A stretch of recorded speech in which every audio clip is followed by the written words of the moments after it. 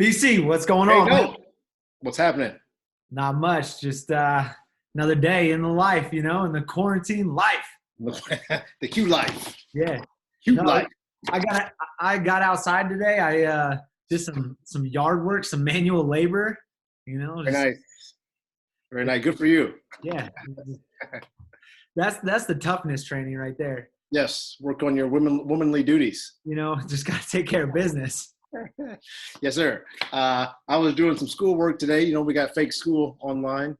So Thanks, school. I'm doing some fake school, distance learning, and it was all good. Just checking boxes. You know what I'm saying? Yeah, yeah. We were talking about earlier the strength training. So you were interested in the program. I just posted something the other day about upper body strength. Yes. So what we'll do, we'll link that in the show notes for anybody watching right now to check this out. And the thing that just it struck me right away is because you see so much like poor programming in strength and conditioning in general. There's just like just people either doing way too much or doing stuff that's not really all that necessary.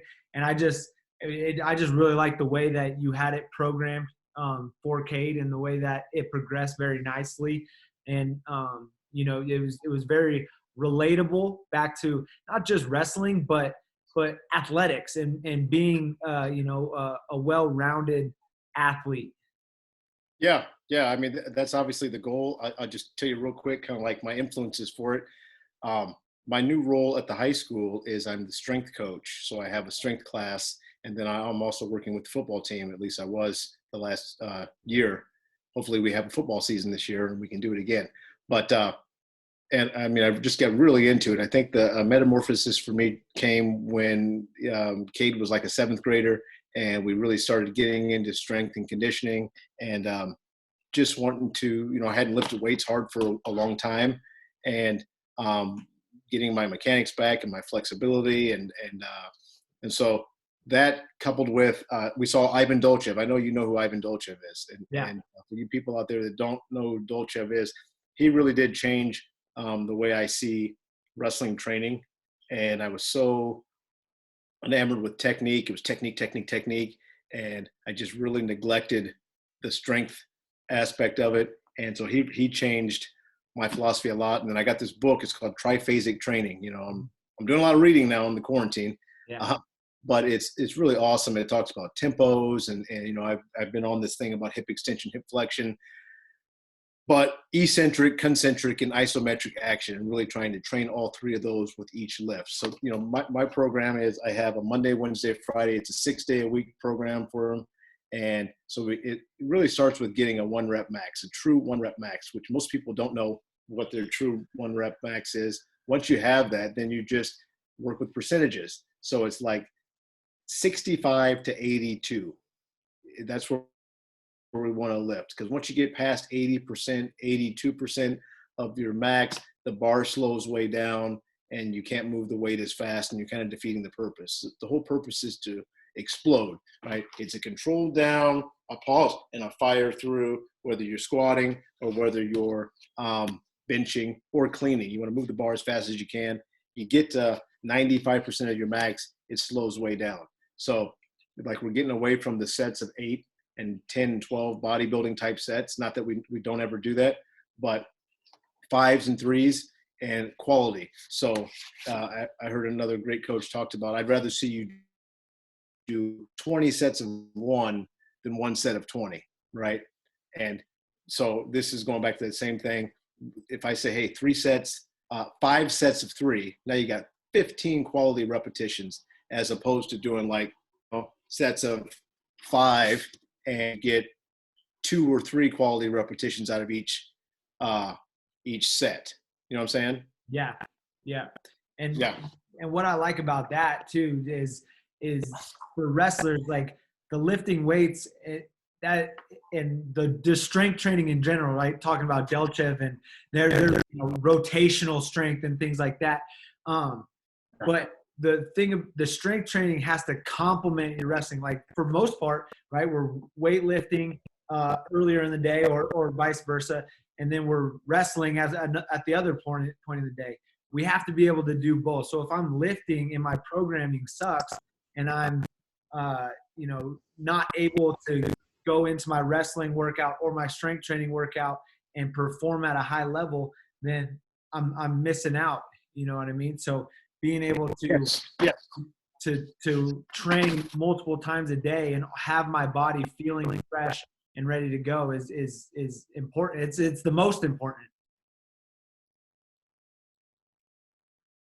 To address that is, I know, I'm such a John Smith disciple that, John says wrestle over lift. So I'm like, wrestle.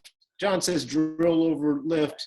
So, and we got to realize too, we're not John Smith, and we need to be stronger than John Smith probably was to have even a 16th of success. And just wrestling's different than it was then too. And so, yeah, I think that, where I get anxious is when they leave the weight exhausted. I don't know if we talked about this before.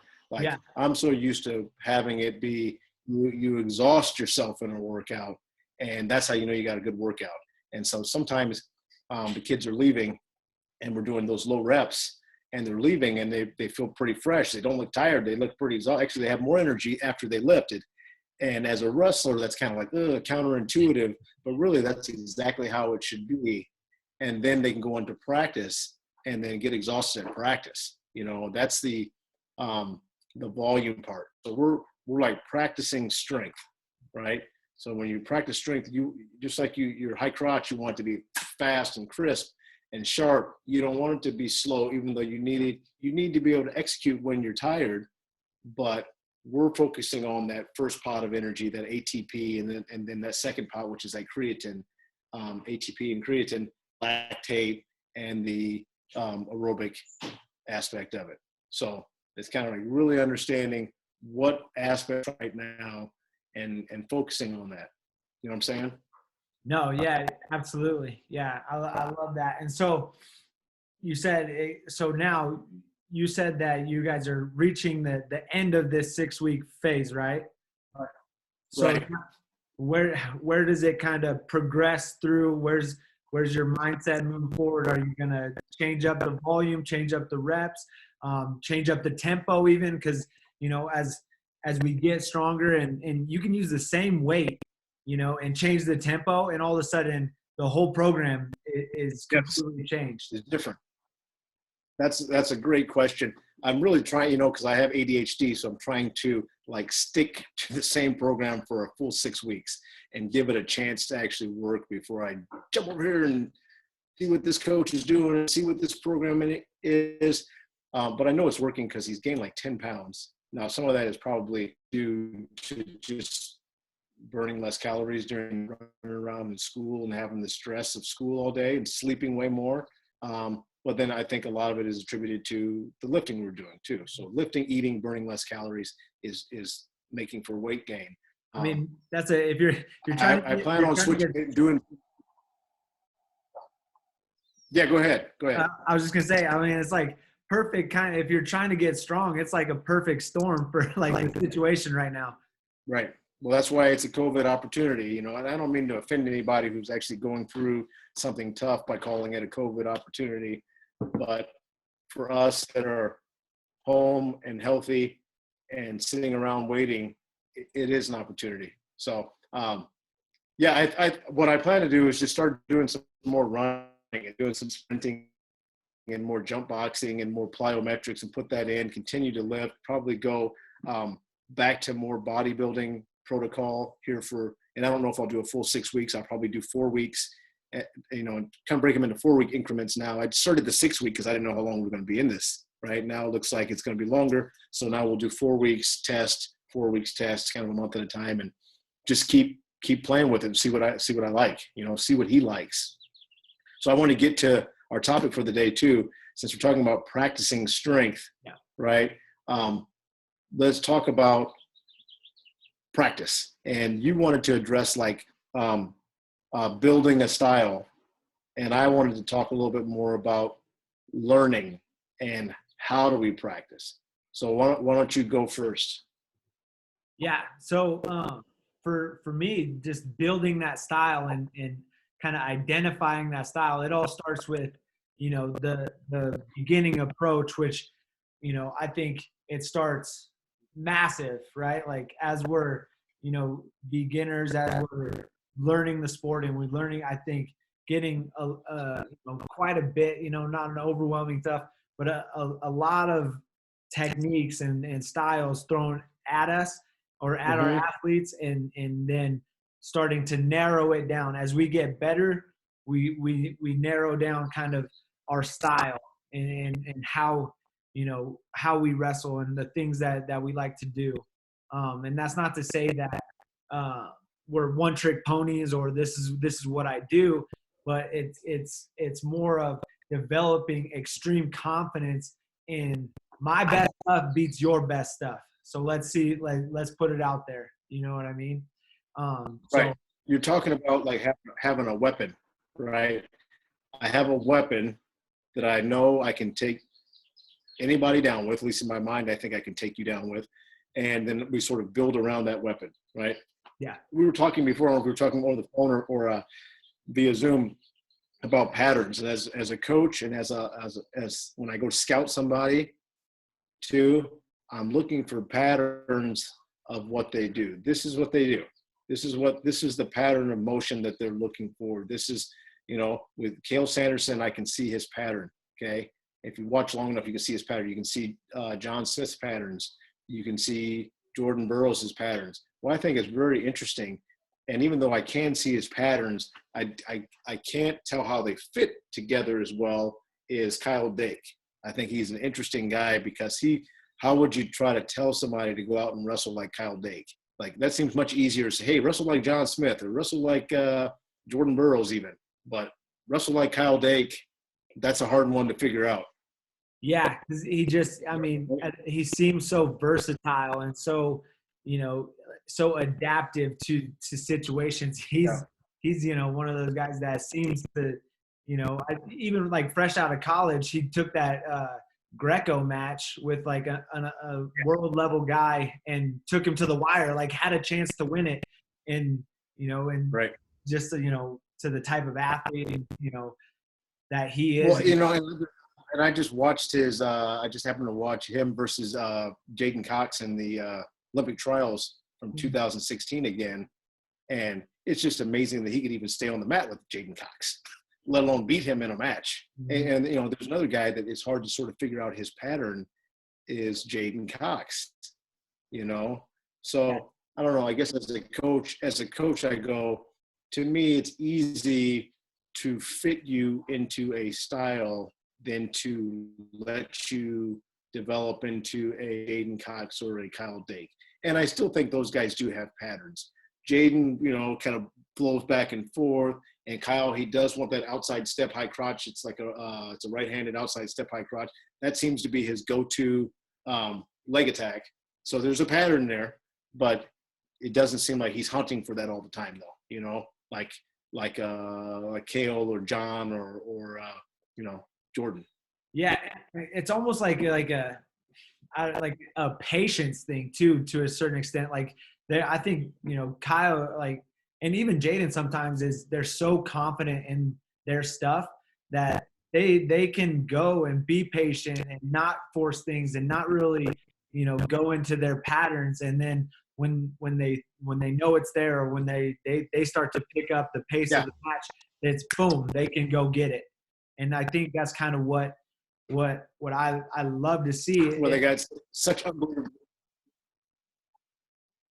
What was that? No, continue. Finish what you were saying. But they like, that's kind of what I love about both those guys is they have that confidence and can go to that whenever they want, and not maybe not whenever they want, but they see the opening, they see the pattern, they see it, boom, they're gonna pull the trigger. Yes. So I chalk that up to their unbelievable instinct, and obviously the thousands of hours they have sparring and working through situations that they want to create on the mat. I know that both of them or doing things to create certain situations where they can execute on a pattern that's already predetermined. It's a predetermined pattern. And that's kind of where I wanted to go with it, because as a coach, to me, like I said, it's easier to say, okay, we're going to wrestle this Okie State style, or we're going to wrestle this Hawkeye style, and kind of just do what they do. Just teach kind of the same things that they teach either in Iowa City or in Stillwater. And it's harder to say, let me teach you a bunch of moves and let you figure it out. Have, a decade to train somebody. I don't know if that's a smart way to go. I think you need to say, hey, this fits your body style. What do you like to do? And then try to fit a style around that once you have that information. What are they good at? What do they like to do? Where are they comfortable? Where are they not good? And then fit a style around that. But, my main thing is, like, I read this book a long time ago, and then I started reading more about this subject. It's called Myelin, Myelin, Myelin. This book called The Talent Code. I would have it and show you it, but I have it electronically. You could maybe put a link to that in the notes too. Yep. One of the best books for explaining how skill is built, right? How skill and talent is built. It's based on three things. The first one is deep practice and myelin. So deep practice, and that's kind of been my moniker for a while, is like, if we're not practicing deep, we might as well go home. We might as well go home. And anybody that's wrestled for me, with me, training with me, knows how anal I am about little things in your foot and the knee angle, and do it again, and do it till you can't do it wrong. And that is the essence of deep practice. And I sort of get that inherently. I get that just seems right to me. And I felt that way since I was in high school, and trained that way. And it just really makes a huge difference over the course of your career. It's not what you train, it's how you train. It's how meticulous can you be about your technique, and then repeat it. And so if you think of myelin is like a cable cord, right? It's a cable cord, but it's a cable cord that's going from your brain to your muscles, and it's sending a signal, like to fire, and it sends a signal, a coordinated signal, and it's an intramuscular signal, and it coordinates your muscles and joints together. And the thicker that wire is, the faster the signal fires, right? And so with every rep, every time you shoot that low single, every time you move his head and hit that ankle pick, that's wrapping another wrap of myelin. You're wrapping that nerve insulation, right? It's like taking a 2-lane highway and turning it into a 6-lane highway. Go way faster, right? The signals are, so now you truly become subconscious, because it just fires, and it fires hard, and it fires. But without that myelin, it doesn't happen. But myelin is a living tissue, just like your muscles, right? So for 3 weeks, your muscles go, right? They deflate, they get soft. With your myelin, if you don't practice, if you don't train, if you don't do that skill, if you put that skill on the shelf for 6 months, it's going to be super rusty. It's going to be, grass is going to grow over it. Okay. And I use this with my students. I use it in my PE classes as well. Like, if I'm going to walk to that corner of the wrestling room, but we're in a grass field now, and I got to take a machete and through to make this past the corner. Okay. Now I come back to where I'm at, and I go back to the corner. Now it's smoother. It's like run through it, and I'm grooving that space, right? But if I don't come back to that field for 3 weeks, the grass grows over, it gets harder. I can still see the path, and it's still there, but it's grown over. And that's exactly the same way. And the more I refresh myself about that, the more anal I am, and the more I'm on. I want to continue to floss my teeth. I want to continue to keep skills fresh. I want to continue to, it's about, like, sometimes it's about skill maintenance too, for, like, you got to maintain the skills you had. If you don't do them, you won't even maintain them. They'll get worse. let alone get better. So, and the same thing when you're bench pressing or squatting, right? I'm practicing strength. I want to practice it perfectly. So I'm only going to do 5 perfect ones, 12, and have, 6 of them be shitty, Yeah. right? Thoughts? What do you think? No, I'm right there with you. And I think that's, something that as coaches, we need to hear and we need to implement much more of, because I think, we talked about things that people are doing wrong, or I think that they should do less of, it is having like to always have to train something different, or always have, this elaborate practice plan every day, when, come in and hit your skills, and perfect it, grease that groove, and do it and do it and do it and do it until, like you said, can't do it wrong. Because, having those skills and having that confidence and doing them, thousands and thousands and thousands of times, it just, there's no replacement for that. There really isn't. And there's a caveat to that too, because I do think there's a time block drilling. Okay, when I block drilling, you do the same motion over and over again. You're really not looking for any resistance. You just shoot, shoot, shoot, shoot, shoot. Okay, but then you have to take it further than that. You have to put your setup in. You have to put the nuance in, and you have to use different setups and hit the same skill from different positions, so you can continue to build myelin around that skill. Because otherwise, you're waiting for this one perfect scenario to present itself, and if it doesn't, like I remember when my oldest was really young, he did so much block drilling. He would shoot in matches like he's drilling and get to the ankle and be like, "Okay, I did what I was supposed to do. I did the drill," and that's not how it works, So you train all around it, train through it, break it down, put it together, go slow. Like sometimes I go, how slowly can you do this right? I want you to go as slow as you possibly can, or I want you to do it backwards. Do the move backwards, And I got this from Keith Massey in Council Bluffs. He would always say, rewind, rewind, rewind, rewind that position, right?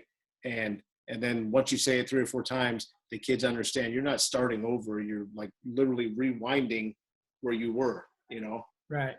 And then go back and rewind. And if you can't do that, then you don't really know the position, That's crazy. I've never seen that or even tried it, but that sounds, just to reinforce it. I love the idea of doing it like as slow and correct as possible, because you start to see those finite motions, those, the little nuances that really make or break a technique. That's actually in the book. It's about to be more attentive to errors, and you're creating a higher degree of precision with each firing.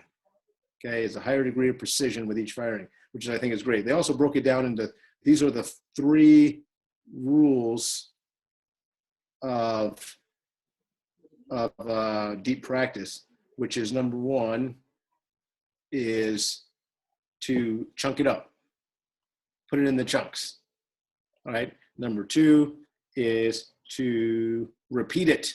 So repetition. Like when I was recruited to UNO by Mike Denny, like one of the main things he was all about is like high quality reps equals good performance. It's like it's an equation. You get high quality repetitions, good performance. Like they go hand in hand. And so that's always stayed with me, and that's right from the book as well. And then number 3 is you got to learn to feel it. You feel it, and it's about attention. It's about connection. It's about building.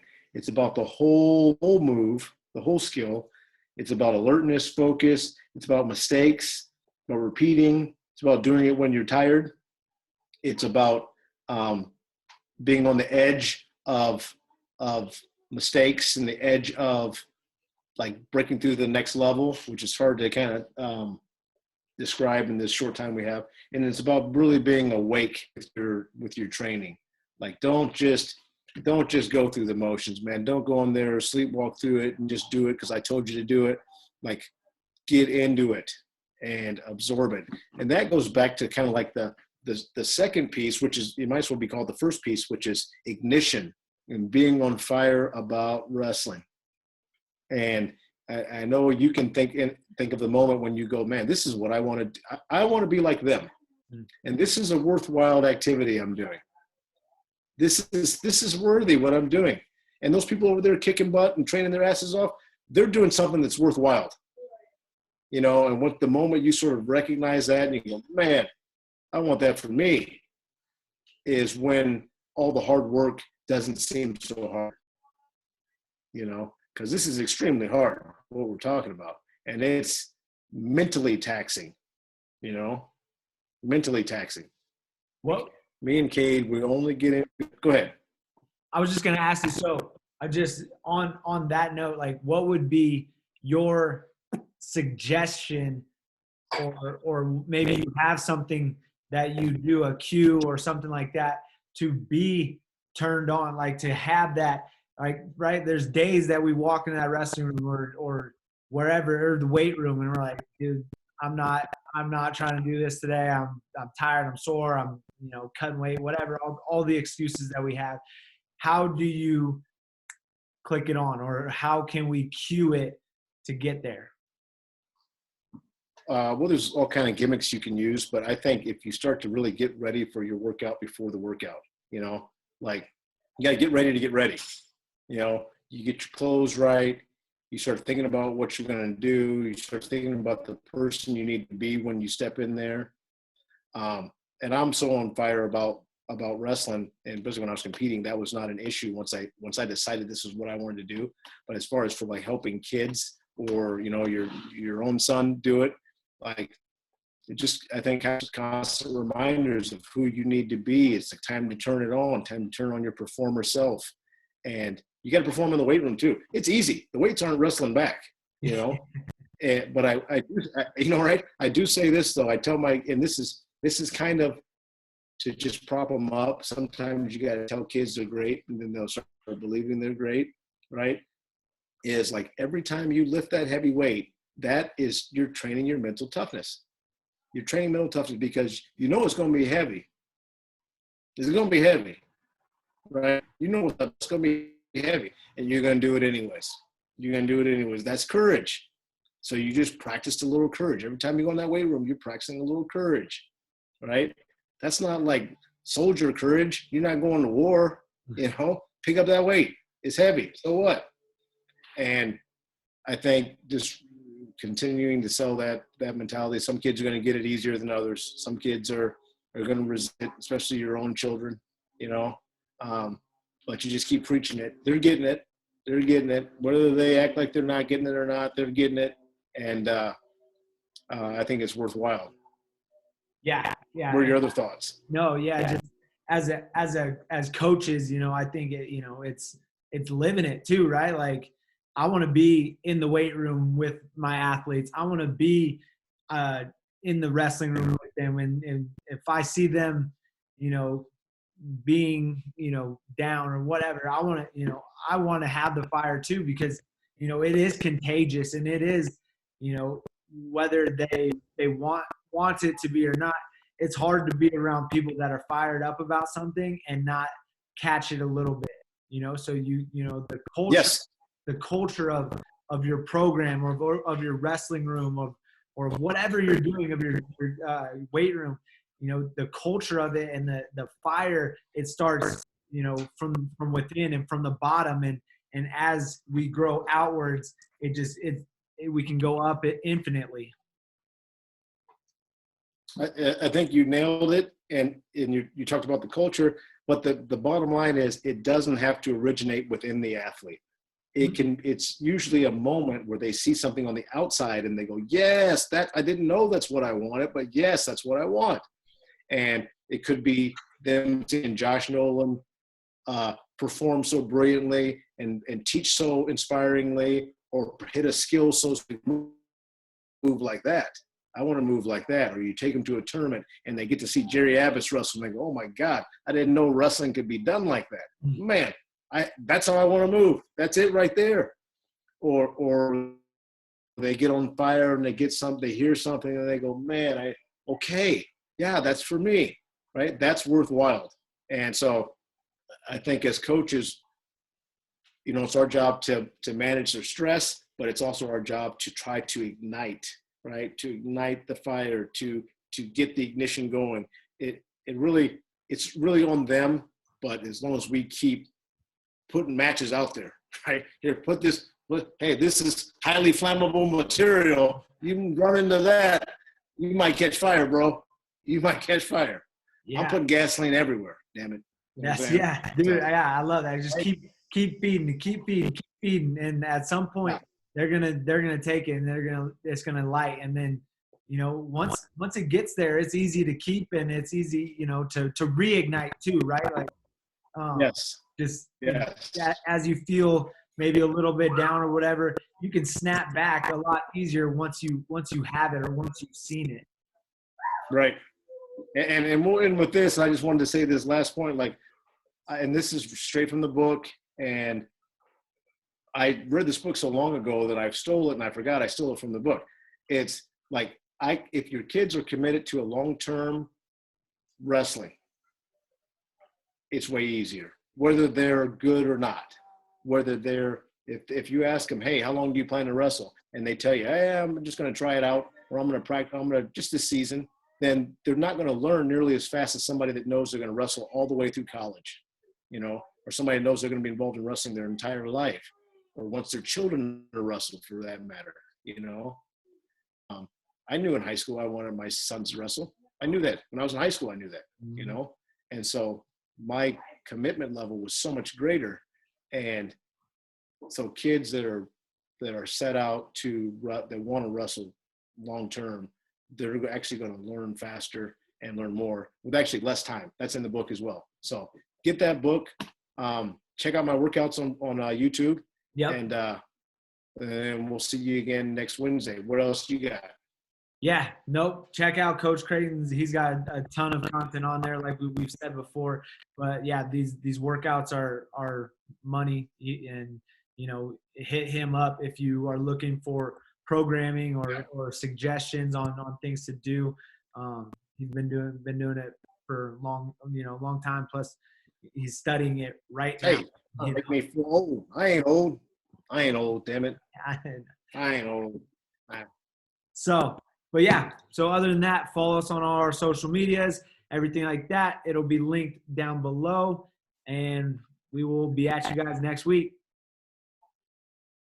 Peace. All right.